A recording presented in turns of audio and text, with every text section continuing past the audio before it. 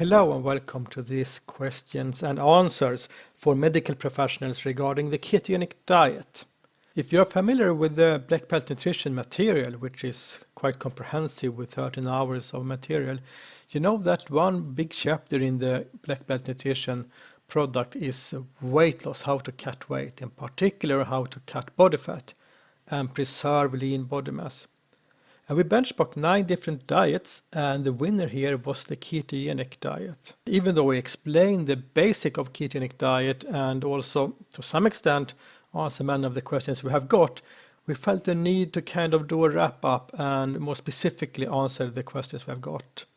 And it also is so that the questions we have got mainly are from people working as medical professionals, either as medical doctors, but also nutritionists and dietitians that work with weight loss, but also with other kind of diseases. So we've taken the 7 most common questions we've got, and we're going to walk them through here and answer them as a complement to the big chapter we already have about the ketogenic diet.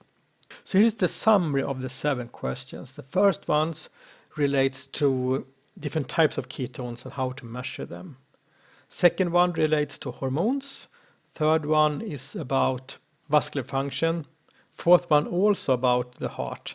These questions come from a cardiologist. Fifth one about brain injury and how the brain can use ketone bodies. And the 6th is about insulin hypothesis really, and how carbohydrates that doesn't raise insulin, if they can be used on a ketogenic diet. And the 7th one, which is, I think the answer to that one, is actually larger than all the other questions together, how to troubleshoot difficult cases. And in fact, we have got much more than these 7 questions, but many of them are on the same theme, especially number 7 here, how to lose weight and how to troubleshoot ketogenic diet. Okay, so we'll start with the first one and walk it through here. What is the difference between blood, urine and breath measurement of ketones? Yes, that indeed is a very relevant question. So first we have to look at what kind of ketones do we have in the body and how are they formed. So all ketones are formed from something called acetyl coenzyme A. And pretty much everything we eat breaks down to acetyl coenzyme A. Fatty acids is doing that, as well as carbohydrates. And then acetyl coenzyme A leaves the acetyl group into the Krebs cycle or the citric acid cycle. Normally, when you have carbohydrates available. If you do not have that, there will be a deficiency in something called oxaloacetate, and therefore the body will choose a different route. And then it takes the acetyl group in acetyl coenzyme A and hook them together 2 and 2. So the first step here is something that is called acetoacetate. So this is short for acetoacetate. And acetoacetate is one of the 2 ketone bodies the body can use. Acetoacetate, however, is not perfectly stable, so it kind of loses its tail of it at a constant rate, and that is acetone. So acetoacetate is the first ketone body that is produced, but it's not stable, so it breaks down to acetone. So acetone really isn't a ketone body the body produces to use. It's a byproduct from that acetoacetate isn't fully stable. And since acetoacetate isn't fully stable, and also since it's lower the pH a little bit more than the body might prefer, it will continue to transform acetoacetate into BHB, which is beta-hydroxybutyrate. And BHB, beta-hydroxybutyrate, is the primary ketone. So let's look now how this relates to the measurement. So in urine, typically you have these sticks that change color. The ones we have for home use, at least, they measure acetoacetate. So that is the first ketone body that is formed. Breath, yeah, that is simply an indirect measurement of acetoacetate, since it measures acetone. Acetone is very volatile, so it goes out through the lungs. Since the rate of the breakdown of acetoacetate is fairly constant, you can get a reasonably accurate estimation of how much acetoacetate you have by measuring acetone. What you do not see in any of these though is if you have any beta hydroxybutyrate, because it can be so that you have a lot of acetoacetate but no beta hydroxybutyrate.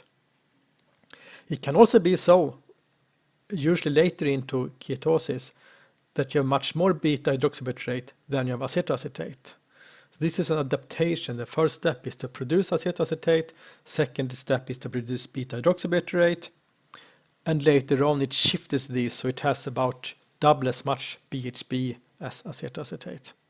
How do you measure beta hydroxybutyrate then? Well, at least for home use, you have to use it to blood. You stick a small needle in your finger and a drop of blood is actually enough to measure beta hydroxybutyrate. This is a fairly new method, perhaps 10 years old or something like that.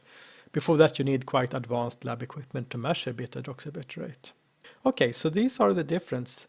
There are three different ways to measure acetone, and they all measure 3 different kind of ketones.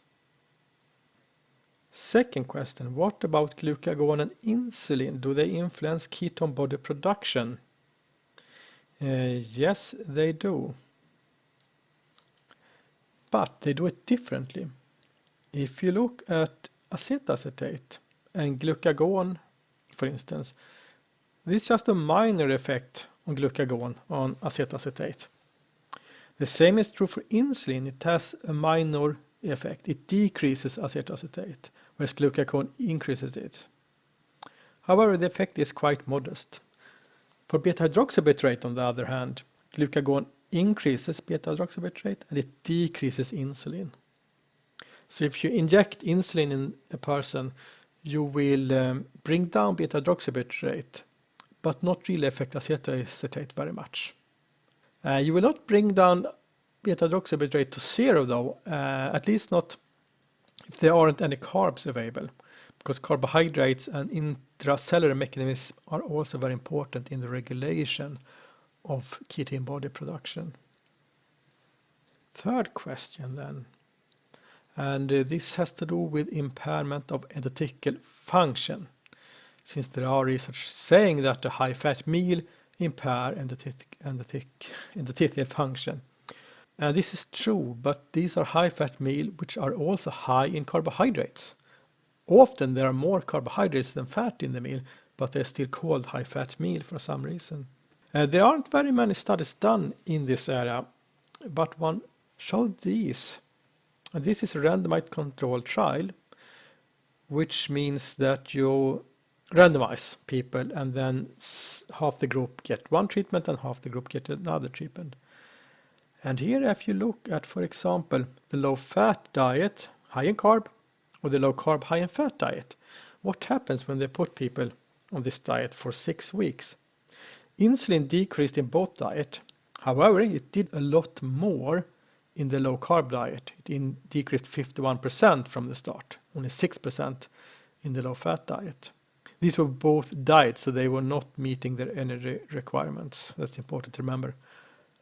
Otherwise, a high-fat, high-carb diet might very well increase insulin. If you look at fat, or triacylglycerol, which is the more chemical name for fats, it also decreased in both diet, but once again it decreased a lot more on the low-carb, high-fat diet. This might seem counterintuitive, since you eat fat and then your fat goes down. The reason for that is that your body becomes adapted and better on handling fat, and it can handle fat to a much greater extent compared to how we can handle carbohydrates. But this we go through in the black belt nutrition, so you have to go back for the material there for the details. The third one here is really what this cardiologists actually were asking about. I can also mention that a lot of the questions have made them shorter just to not take the full screen with the long question and statement. What about flow-mediated dilatation, which is a measure on the flexibility of your arteries? And this is really an important measure, because everything else, cholesterol, whatever you look at, we really don't know what this means. There are correlation studies saying it's good or bad, but in many cases it seems to depend on why you get high cholesterol, if it's good or bad. It can even be good sometimes. And if for sure it's not bad all the time, it depends on why you have high cholesterol. But this one, on the other hand, flow-mediated dilatation, is something much more firm, something much more solid. If this one is improving or decreasing, has a lot of influence on your medical situation. But what did you see here? And you want this value to be high. You want flexible arteries. On the low-fat diet, it not only did it not perform as good as the low-carb diet, it worsened the situation. The flow-mediated dilatation were worse on only 6 weeks of high-carb, low-fat diet. So that's a disaster. That's a real disaster. On the other hand, on the low-carb, high-fat diet, it improved. So this is the total opposite what many, in particular medical doctors, believe will happen, despite there is research showing that it will happen. And there is no other research showing anything else, except the studies that are called high-fat, but in fact are also high-carb. We go back to this again, and this one is not about the flexibility of the arteries. This one is more about fattening of arteries. That's also something we've heard that fat can do. And it can if you eat carbohydrates simultaneously. Here you can see a 2-year randomized controlled trial. It's very good that it's 2 years. That's quite some time. And also that it is a randomized controlled trial study and just not an observational study, because this can prove cause and effect. So they put people on 3 different diets. All diets here are very healthy diets, so to say. The diets are made to improve it. And negative numbers here are good because it means that the fattening of the arteries or calcification, it's both calcium and fat and some other proteins in this thickening of the arteries. Mediterranean diet, which is held very high among many people, did improve the carotid vessel wall volume. It decreased 38 cubic millimeters.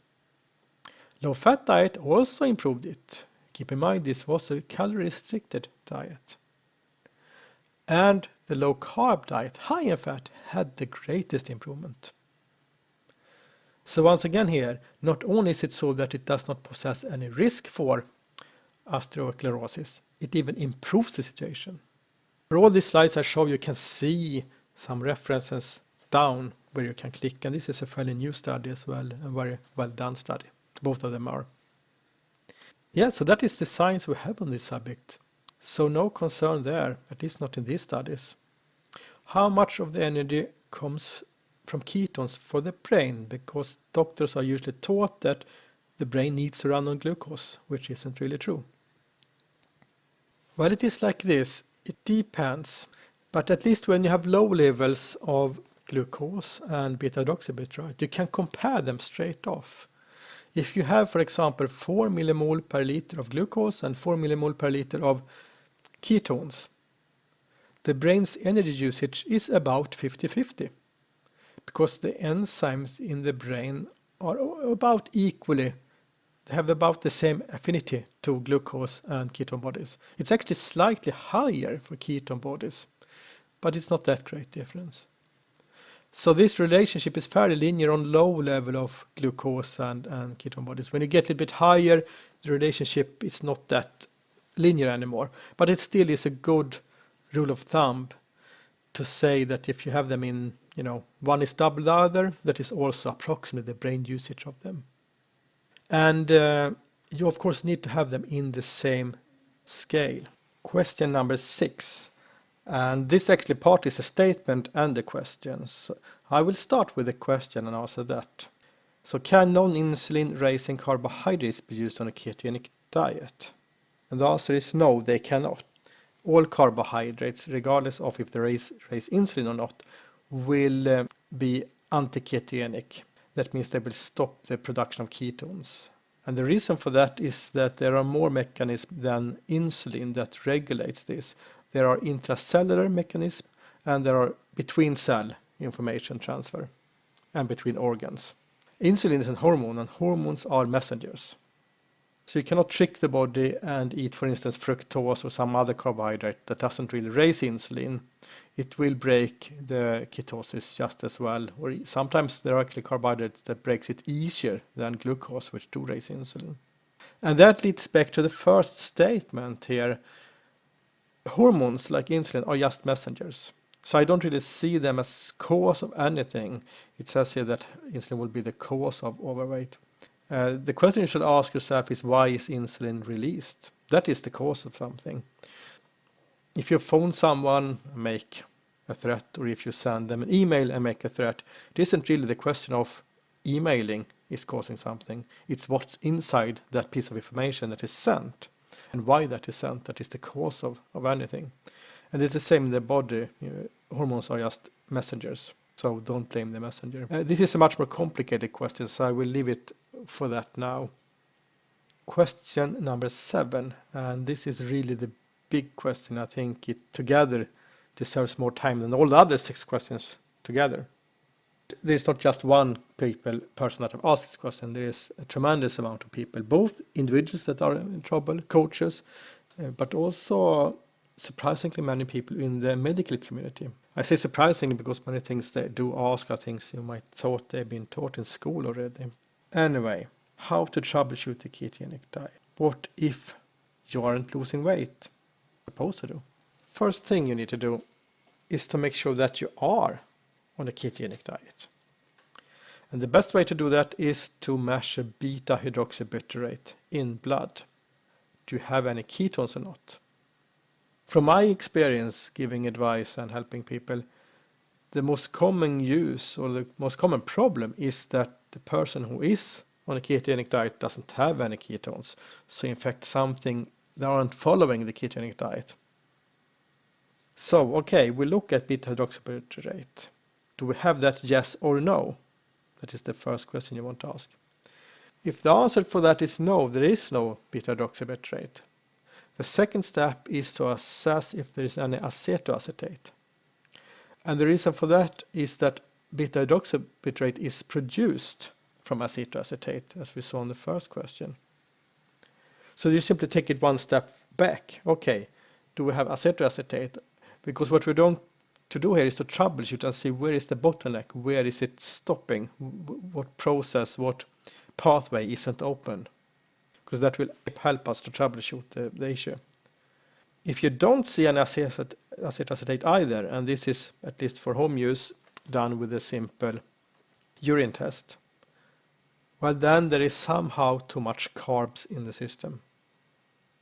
However, it doesn't necessarily need to be carbohydrates that are labeled carbohydrates on your food item. It can also be, for example, sugar alcohols that in many countries are legal to not label as carbohydrates. So it might say 5 grams carbohydrates, but then it turns out to be 20 grams of sugar alcohols. In some countries you have to label them as altogether, which would be then in this case 25 grams carbohydrates. So chemically speaking, sugar alcohols aren't carbohydrates because they are carbohydrates that a chemist has chemically modified. So now they are sugar alcohols. Biologically, however, they are treated exactly as carbohydrates once they enter the system. And in fact, if you take a sugar and make it a sugar alcohol, that sugar alcohol, once it enters the body, even contains slightly more energy than the original sugar. The benefit, though, if we can talk about benefit here, is that sugar alcohols aren't absorbed to 100%. At least not initially. Once you have been on them for a while, the body will absorb more and more.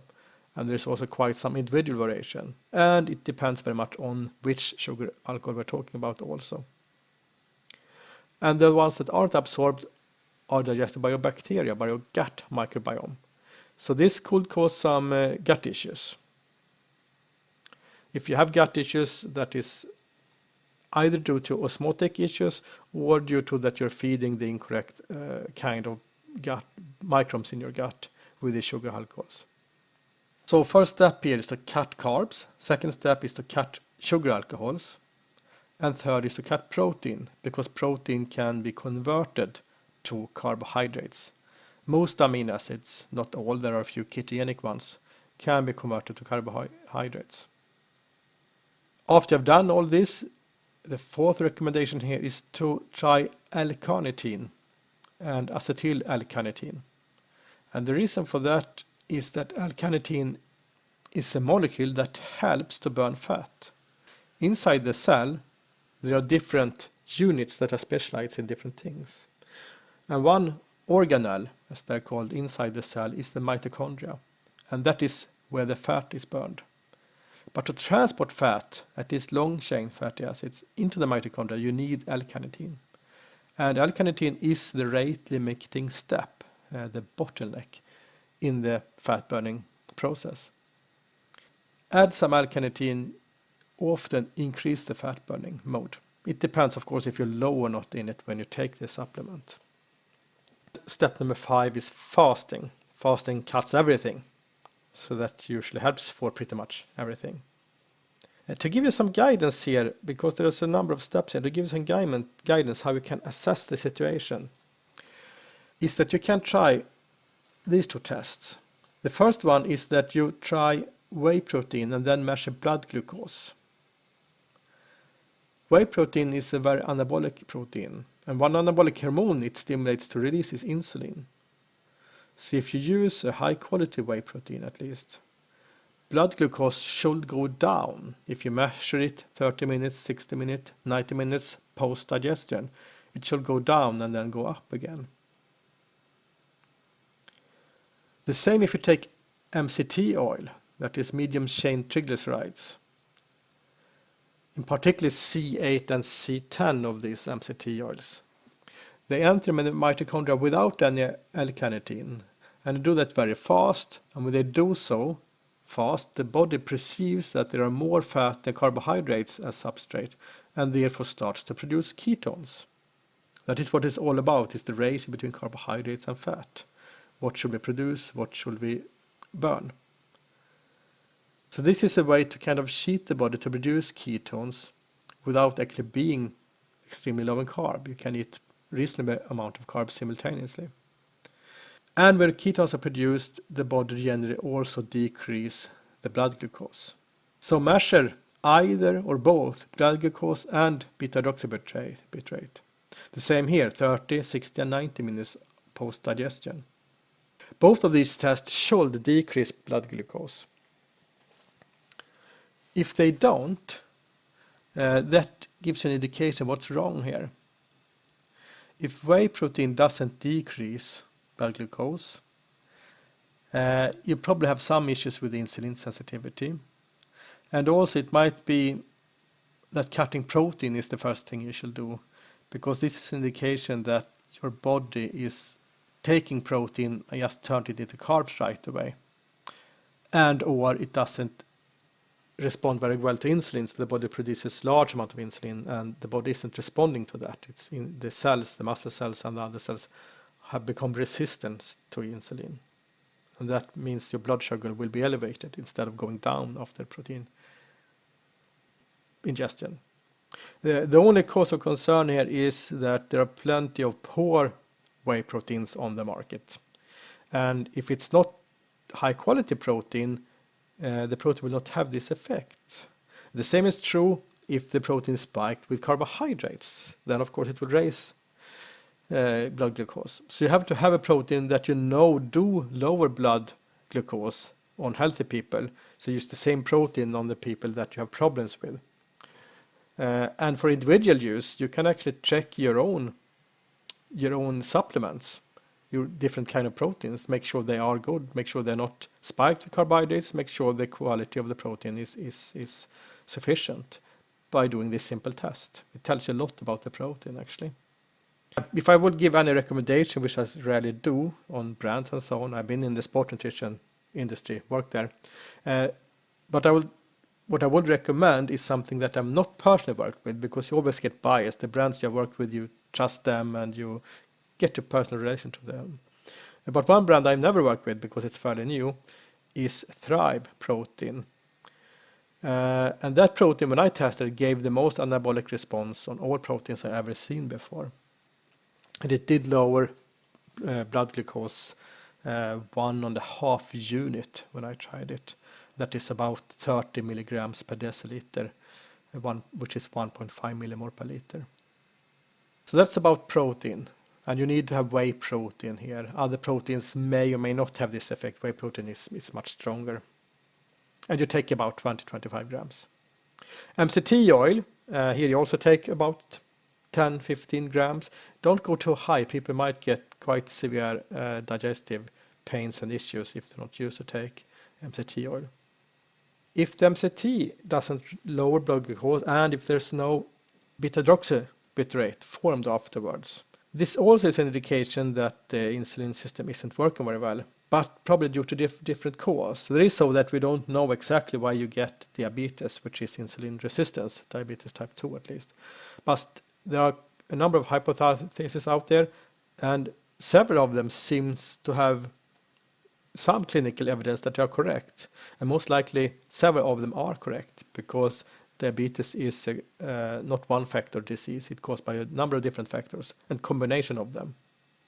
Most one factor diseases we have good pharmaceutical for. It is the diseases caused by multiple factors we do not have sufficient treatment for usually.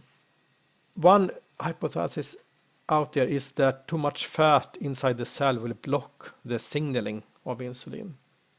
So what I'm about to say now, and the same is kind of true for whey protein, isn't really supported. There are no clinical tests done on it. But from my own finding, it seems so that, let's assume this is correct. Let's assume that the cell is too full of fat, so the signal isn't going through. What will happen then is, if you take MCT, that will increase the amount of fat in your liver cells. So that will jam up the system even more. And that is precisely what I see in some people that are pre-diabetic or diabetic, that nothing happens when they take MCT. And that will suggest that it is the saturation of fat inside the cell that hypothesis is correct for these people. There are other people with high blood glucose and with the diagnosis pre-diabetes or diabetes that do not react like that on MCT. They react normally. But instead it might be the whey protein that causes them trouble. And there are reasons why protein also could at least partly be behind diabetes. Of course, if you take carbohydrates, which most likely is the major cause of diabetes, perhaps in combination with others. But since we're on a low carbohydrate diet, there's no point of trying out carbohydrates here. Otherwise, that could also be a test early on. And that is the only test that the doctors do. They try how you respond to carbohydrates, and then they say if you have diabetes or not. It doesn't really pinpoint what the possible cause of it could be. So if it is the second case here that you have problem with, then it's more likely that testing L-carnitine will have the best effect, because L-carnitine will help clean up. It will help to move the saturation of fat inside the cell, inside the cytoplasma in the cell, into the mitochondria. And once inside mitochondria, it will be burned. Because the problem is not fat inside the mitochondria, the problem is fat outside the mitochondria. Inside the cell, but not inside the mitochondria, which is an organelle inside the cell. And all of these are helped with fasting. Fasting is not number 5 because it's the least powerful treatment. It's actually the most powerful treatment.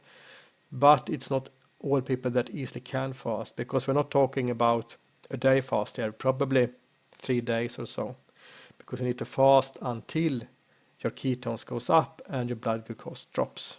Then you're in ketosis. And that often takes about 72 hours, maybe even longer if you are. It depends how well your system works. The better it works, the faster it will go. But we are troubleshooting difficult people here, so that means it probably will take some time. So therefore we give you these ideas how to troubleshoot it without going straight to fasting, that are easier for the client you work with to adhere to. Okay, so this was assuming there is no beta-hydroxybutyrate, no acetoacetate, meaning there is, you're quite far from ketosis then. What if the first question was a no BHB, but there are acetoacetates? This is very common.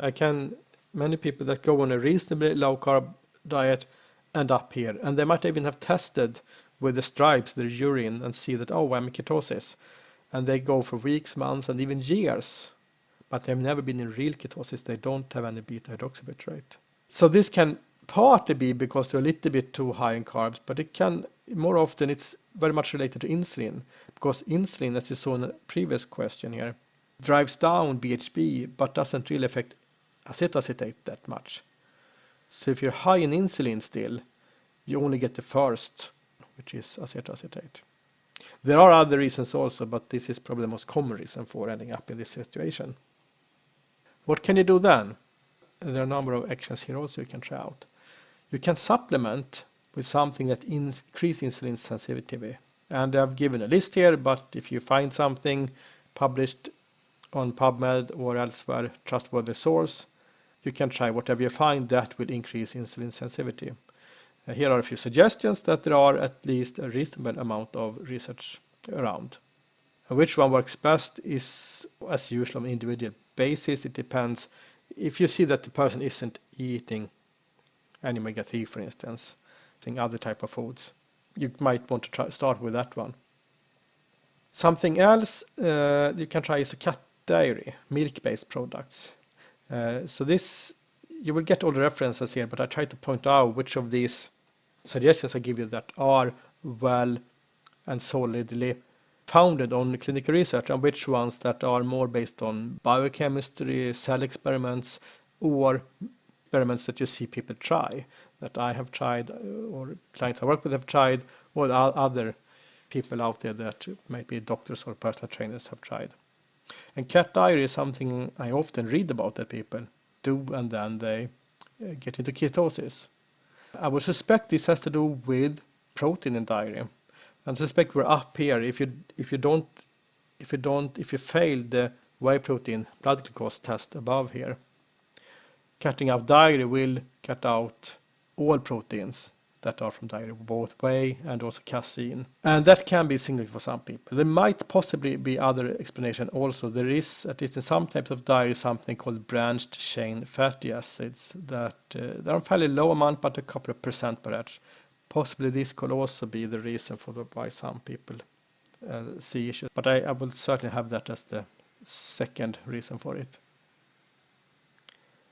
Number 3, that is cut processed food. And once again, this is mainly based on personal experience and testing from anecdotal stories. If I try on myself, or I've tried it on other people also, when you are in ketosis, you have beta-hydroxybutyric and you eat a certain amount of protein, fat, and carbohydrates. If you take that you take a cut of lean meat, and then you take the fat separately of that meat, and you take some carbs in form of potatoes or carrots or so, and you eat that. If you don't eat too much, nothing happens with your beta-hydroxybutyric. But if you take the exact same values of protein, fat, and carbohydrates from a processed meat source, like sausage or a burger, often beta-hydroxybutyric goes down, despite that the ratios of carbohydrates, protein, and fat are the same. This can have a number of different reasons. One is that the labeling on the processed food isn't correct. There are more carbohydrates in it. But it can also be that the processing itself, which isn't good for any type of food, makes, when you process food, the response to it that will be faster. Proteins, carbohydrates, but also vitamins and other nutrients will flush the system in a much higher rate compared to when you eat natural food. That's the main reason why they're not good. And this in turn can change the response to the food, and among other things, the hormonal response, and among other things, insulin. That can also be a reason for why processed food can prevent you from taking this last step. Number 4 again is fasting. Once again, it is the most powerful method, but it's option number 4 because if you have someone who have problems getting into ketosis, have problems following a diet, they often have problems to fast for a couple of days also. But let them know that is the one go-to option if nothing else works. So now we have looked at acetoacetate and beta-hydroxybutyric, and this is where most the problems are. If someone say they are on the low carbohydrate diet and weight isn't going down, most of the time they are somewhere in this area. Too much carbs, too much insulin, that kind of in that area here.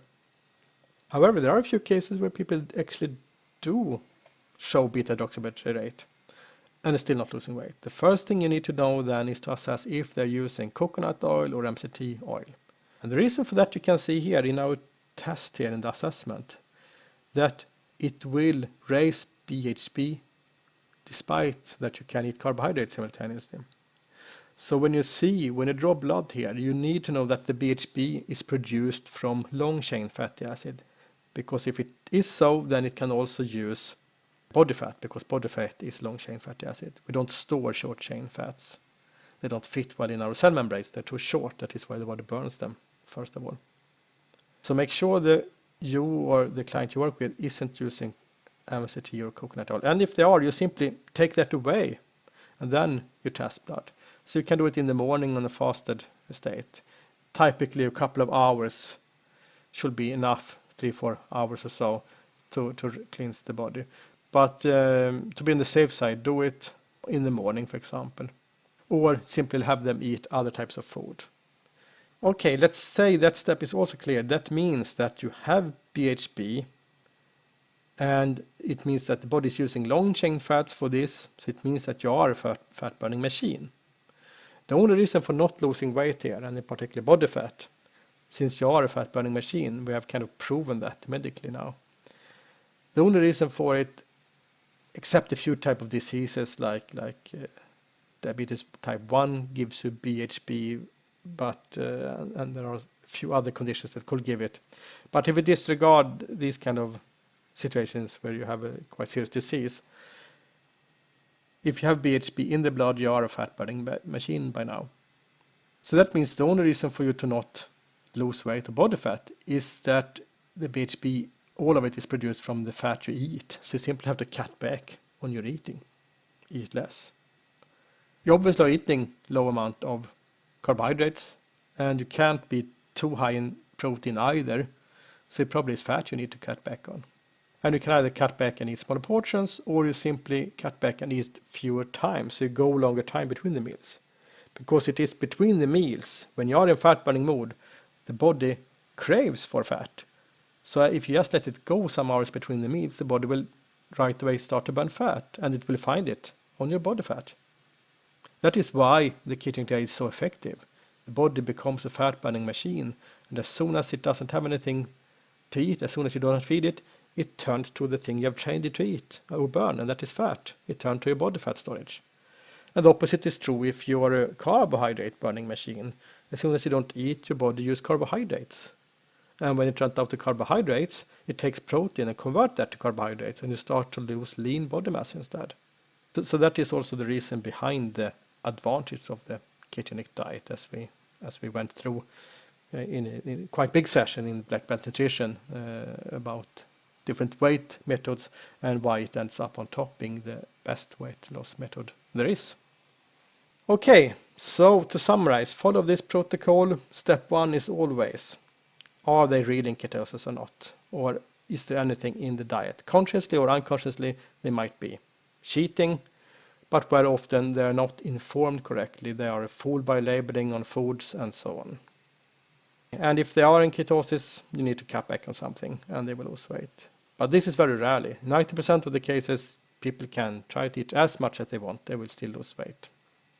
So this was it for this last and 7th question for this Q&A session. Here you have some of the links, the science behind it. L-carnitine, for instance, has been shown to clean up fats out of the cells and increase the fat burning. However, it has not been used exactly as we have recommended it to be used here. We have not seen any studies on that. But essentially it works the same even if you're on a low-carb diet or if you are on a carbohydrate diet. Because if you eat carbohydrates, that will stimulate the body to store these fats. So the main reason for having fatty liver is carbohydrates. The best way to get rid of fatty liver disease is to cut carbs. Then you have a few on insulin sensitivity and the options you have here. If you want more, we have plenty of other free information on Black Belt Nutrition. We also have information that is not free, that is used to support our further research in this area, to bring science to the people and not science to other scientists, which is what you can find on PubMed and all other places. So thank you for listening, and if you have more questions, please go in here and email us, because that is how we do these seminars. We base them on the questions you have. Thanks for now.